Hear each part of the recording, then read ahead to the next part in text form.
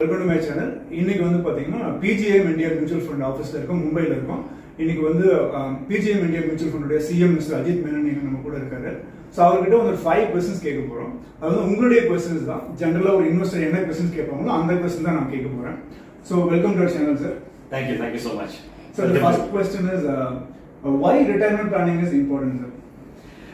Well, I think that if you look at all the financial goals, okay, you want children's education, maybe their higher education, even outside the country, buying a house, buying a car, starting a business. There are various financial goals people have, including retirement. Retirement is the only financial goal for which you don't get a loan. True, very true.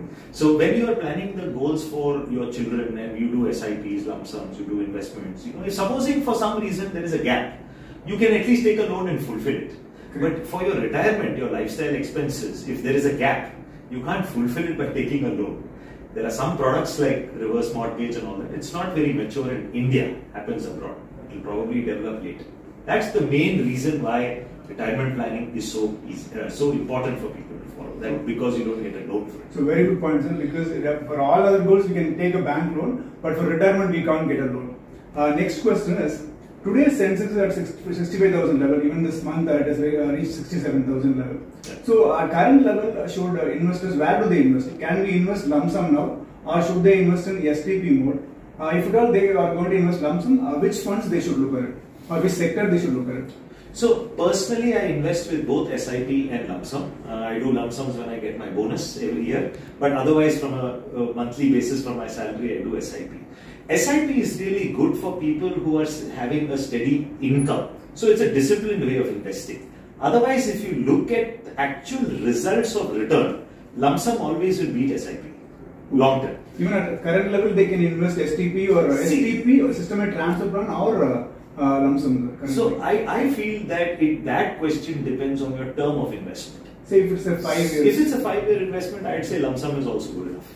Right. So the fact is that if you ask anybody today and you tell them that India as a country today they are growing at in a good way in a X percentage, will this market be higher 5 years, 10 years later? The answer is yes. If that is higher the answer is yes. Then lump sum will beat SIP. Okay. Because instead of doing 1,000 into 100 or 10, or 100, you are doing 1 lakh right now. Then if the market is going to go up, the 1 lakh will compound faster. SIP people should do because you are getting a regular income. Then you should definitely be disciplined, because like a human being, you never can time when to put that 1 lakh or so. I feel that you should not time it. If you have a lump sum, put it. Okay. If your time frame is more than 5 years, of course. Okay. So STP is not required now. STP is not necessarily required at any point of time, according to me. I think we all talk about STP saying, oh, this is an easy way of slowly getting into the market. It's a safer way. It's a conservative way. But if your time frame of investment is more than 5 years, you're not going to touch the money. Or actually, I would say 7 to 10 years for long-term goals. Go lump sum. For shorter-term goals, medium-term goals, go SIP. Okay, so which sector or which segments they should invest at current levels? See, today it's very difficult to see because different sectors are rotating at different points of time. Sometimes IT is doing good, sometimes IT is not doing bad. So my sense is that for any investor, when you look at data also, if you get a good flexi cap fund, just keep adding money, fill it, shut it, forget it into a good open-ended flexi cap fund and keep it long term. You don't have to do anything extraordinary. Okay, which fund should I look at in PGIM? Even in PGIM, I would say that our FlexiCap fund is something that we always feel should be the flagship fund of the house, because it has large cap, it has mid cap, it has small cap. So instead of the separate funds, the same stocks of those separate funds, the fund manager is putting in the FlexiCap. So you're getting all three in one. And I think that people, should not be thinking about which equity stock or which sector. Let the professional fund manager decide. So you're getting all flavors in the FlexiCap. So I would always be biased to taking a flexi cap or a larger mid cap. We don't have a larger mid cap. Since your question is about which fund of PGIM, I'd say flexi cap. Thank you, sir. Next is today there are a lot of investors who are investing directly through Grow App or Zero the Coin. There are a lot of direct platforms. Should retail investors who are new to market, should they invest directly or should they invest through a distributor? See, I will answer it slightly differently in terms of the trends that we have seen both internationally and here. See, when people have small amounts of money, they prefer to click and buy. But when that same person's corpus increases above a certain limit, then they want to meet some individual and talk to them. So I feel that new investors or others, they normally, because the amounts are 10,000, 15,000, 50,000 or so, they invest with apps. But the moment that person's corpus becomes 10 lakhs or 15 lakhs, they like to talk to an advisor.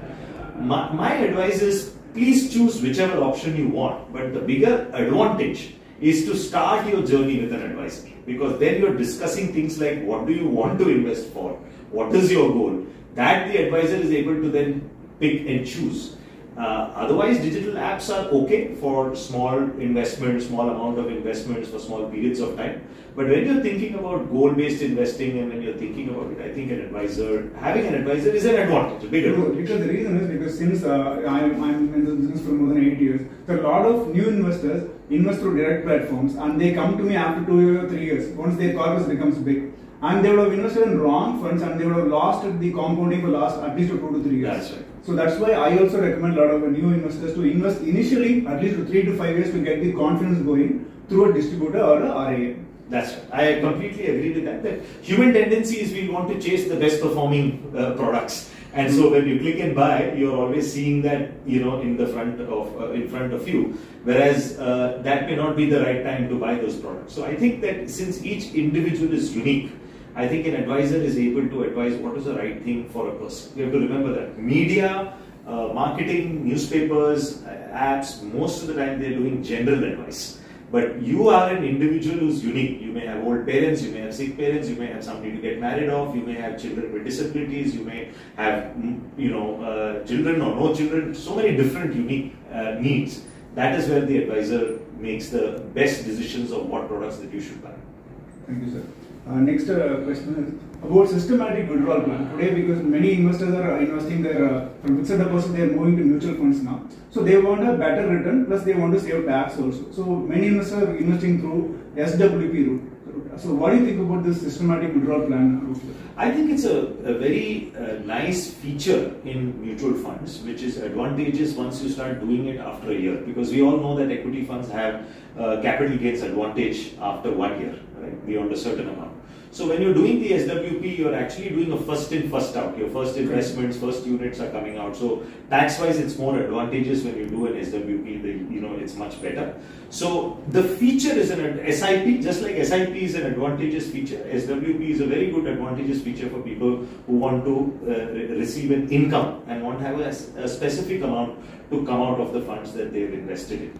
So, when you're looking at, for instance, retirement income or so, if your corpuses are invested into equity savings fund, hybrid conservative, that kind of products, you can do an SW2 to create an income out of it.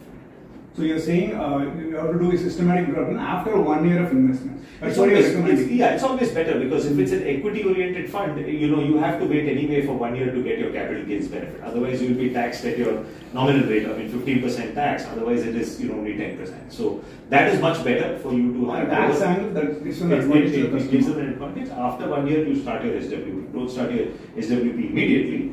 You can invest. After 1 year, you start your SWP. Thank you. Last question. One of the financial services companies CEO said that Sensex will be at 2 lakhs level in 2030. As a CEO of PGIM India, where do you look at Sensex at 2030? I'm not personally, I don't manage the money. I'm the CEO and I have never involved myself in trying to guess where the market will be. I'm confident that equity is the best investment class for long term because equity is the only asset class that captures human progress and human innovation. If you look at it, no other asset class captures it that way.